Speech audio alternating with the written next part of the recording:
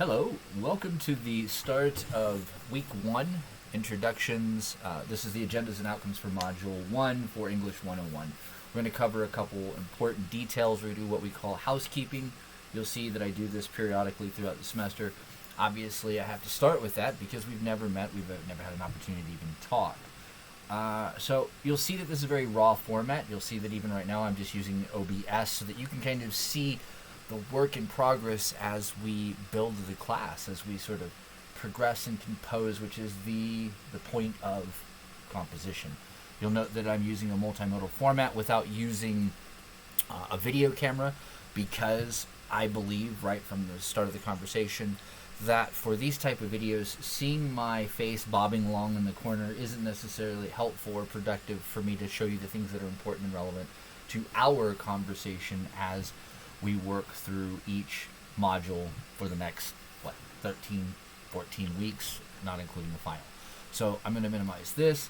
You'll note that at the beginning of the class, when you enter it on Web Campus, you will see what looks like this. I do not use a traditional homepage because historically students have asked me to give them access to the modules immediately. This also makes it clear that when you enter the classroom that this is where your work is to be done.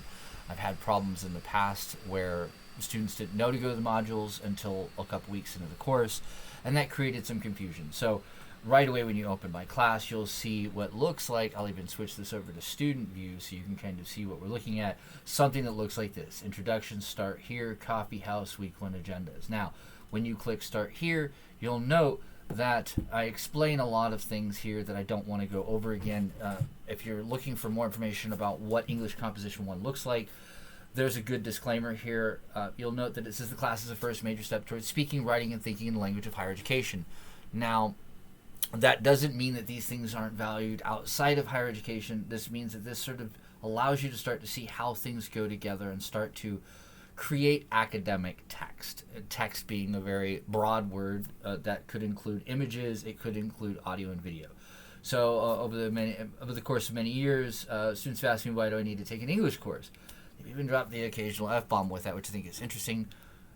The answer is simple. You need to be able to communicate. There is no real value of learning English in this class. That's not the point of the class. The value is in learning how to use language effectively, even if you don't have a perfect grasp of the English language or you don't have all the grammar tools and all the tricks of the trade that you think are relevant to the concept of English composition.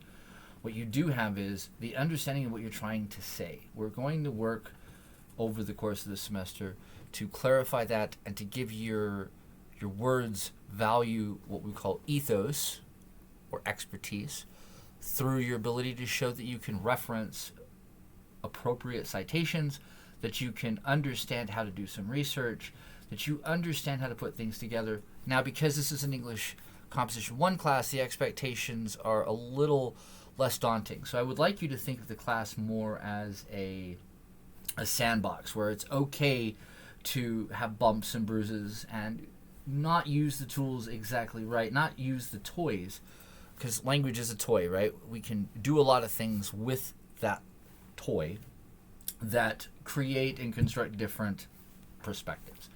To really impact my position in the conversation, we have to dig down a bit and expose some terms. And you'll note that I'm using a lot of language, and I will continue to use a lot of language that feels big. The reality to that language is that is the accepted language within higher education.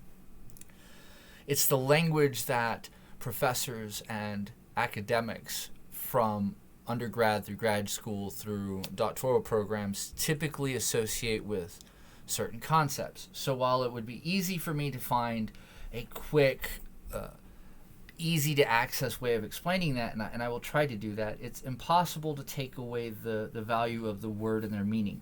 A good example of this would be in real life. If I say something like, well, my favorite one that I hear a lot is my children like to run around and say, I'm pissed, I'm pissed, I'm pissed. Well, that's a very vague word. What's really going on?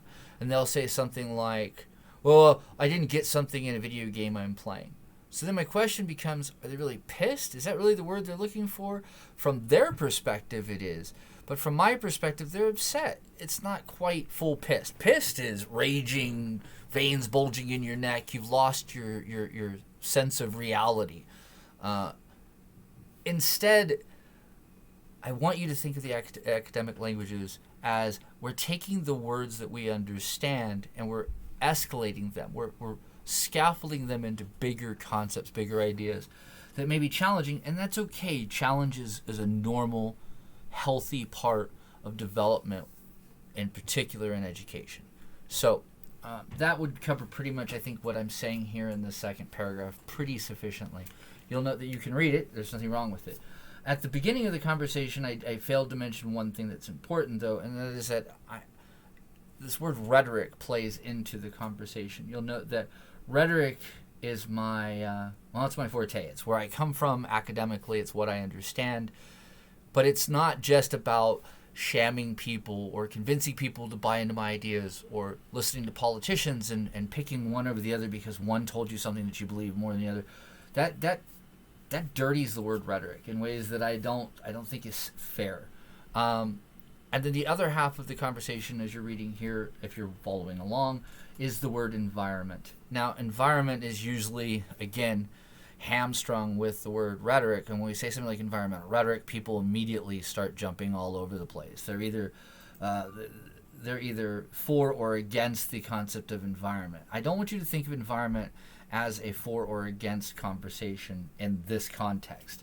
Environment is space or place. For example, if I'm teaching from my bedroom, which I typically am during this pandemic, I have an office set up here. I don't have my own office at home separated from everything, so you will hear people come and go, and that is an environment. That is a space. Things happen in that space that are defined by that space, and that's what I want you to think of environment as when we talk about the word environmental. So I want you to understand that this is about hugging trees again. It's not about cutting down or saving things in the name of progress. From the perspective of rhetoric in this course, environmental rhetoric is designed as how society might see space and place, and what forms of persuasion are being used to manage or not manage that environment.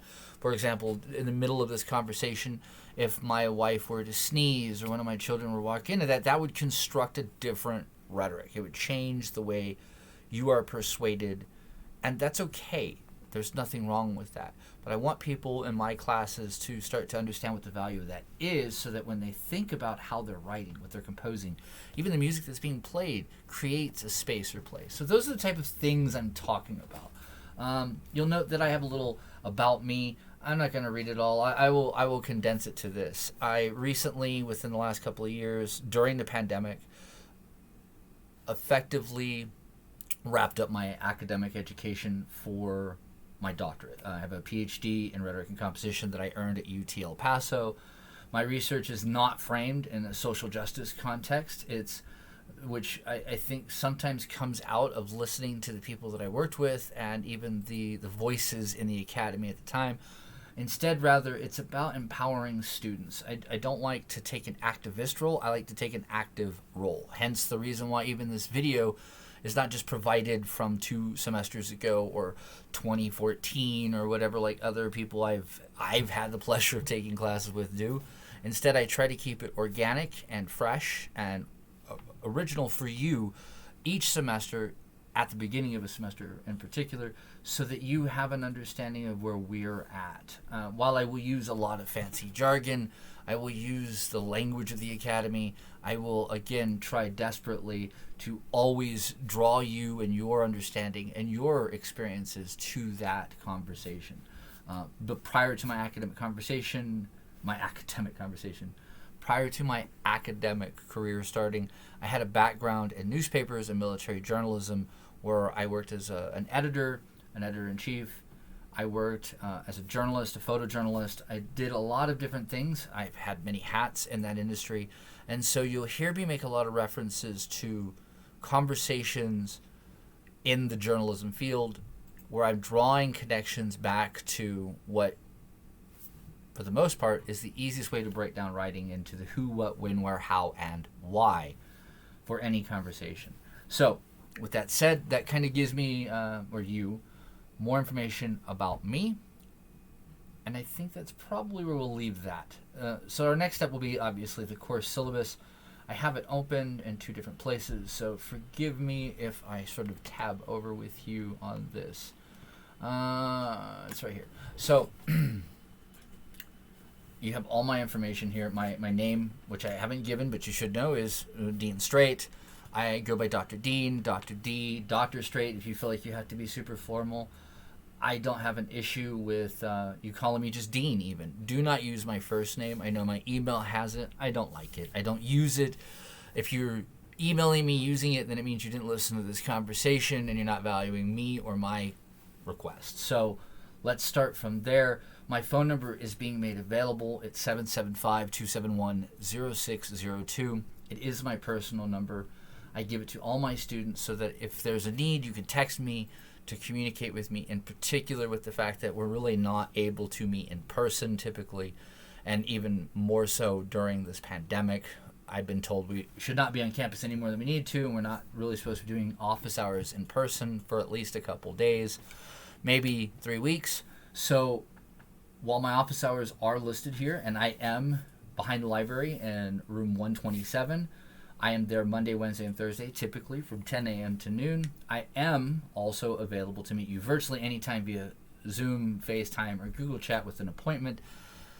Although realistically, with my phone number, you should be able to text me and get questions asked. So if you have a question for me and you're curious, but you want to use Zoom, I might ask you what we need to talk about that needs Zoom, because if it isn't about looking at a document like this together, then it's probably something that can be done much more efficiently and quickly through my cell phone. So that covers that. The class time and location, this is a 100% online class provided through Web Campus, which is the platform you're listening to this lecture through YouTube, hopefully. And then it focuses on critical reading. It says here the catalog focuses on critical reading and writing of expository essays. What that really means is we're going to talk about pre-writing process, strategies for organizing your writing, and revision process a lot. Revision is the key part. People know what they want to say. People know what their ideas are. People don't know how to revise their ideas in a way that effectively makes their textual communication much more effective. So that's where we're at. You'll note that there is no textbook requirement for this. I like using what we call open source resources or open educational resources, and I will provide those each week with the reading connected to something on the web, so you will definitely need internet to be able to at least access those websites. I've mentioned in the syllabus that this is a 100% online class. It doesn't mean that we don't contact each other. It doesn't mean that this is all done from afar, where you simply submit a paper and I grade it and you're done. It's a much more... well, that's a little too pedestrian for the way this class will work. So, announcements will be the beginning of this conversation in the syllabus. Announcements are closed. I don't leave them open for comment because I don't look there. If I'm posting an announcement to you guys, I'm not looking for you guys to respond to me there. So if you have some comment to make towards the announcement, please email me. Or again, there is a discussion forum for you that's been made available. Notes, tutorials, videos, and Zoom meetings will all be utilized to create an interactive and multimodal or multimedia, which is sort of like a 1980s variant of the word multimodal, where they stole the word multimodal and thought people were too dumb to know how to use it effectively. It was too unwieldy. So they simplified it. So when we run around saying multimedia, what we're saying is we're basically animals. We're too stupid to understand that modalities is a word. That's what the implication there is. And I don't want to do that to you guys. So we're going to say multimodal. If it's necessary, like this, these meetings can be recorded. We will have the opportunity to hold Zoom meetings together where people will not be required to be there, but people will be able to use that as an open space. You'll hear me reference them as workshops a lot. And what that means is I'm not looking to lecture and every time I get into a recording with you. Instead, I'm looking to provide you with readings, to have you read that before we meet. And then when we meet or when I have questions, I can respond to them through those recordings. And that's what I will do a lot. The rest of this is sort of just boilerplate, GBC. Let's be realistic. Any syllabus ever written that I've had contact with over the last 20 years looks pretty much like this. It's going to require certain things. It's going to require your responsibilities. It's going to discuss the course objectives. It's going to talk about, scrolling through just to make sure that we're all on the same page, computer requirements, which I think you've done, participation and attendance. So that's a kind of funny one. There's a proof that there's proof in a syllabus that nobody's perfect. You'll note that I just corrected something while I'm talking to you. It switches back and forth. I notice that when I bring this boilerplate in, that wording is always changed. That kind of shows you the value of revision in action right before your eyes. What that participation in an online class means is that I have an ability to look on Web Campus in the class to see how long you spent in the class. That doesn't mean just leave open the browser and you'll get credit for it. What that means is I can tell if you haven't been in the class for a couple weeks and I can check in with you. There is a point in the conversation where you can get so far behind that you're actually doing yourself a disservice by staying in the course or by trying to ask for forgiveness and ask for more time, because there's a finite amount of time. So you'll note that I will work with you a lot. We will talk about the deadlines and how that works in a moment. But again, this is part of that participation and attendance. If you're participating, if you're logging in weekly, if you're asking questions from me or even your peers, then you're going to be okay. If 3-4 weeks pass because, well, Dr. Dean doesn't ask for anything more than one paper and he's given us 3 weeks to write it, so I don't have to participate because all I got to do is that because every other class is more important, you're going to find yourself in behind the 8 ball, as I like to say a lot. What that really just means is you're putting a lot of work on yourself.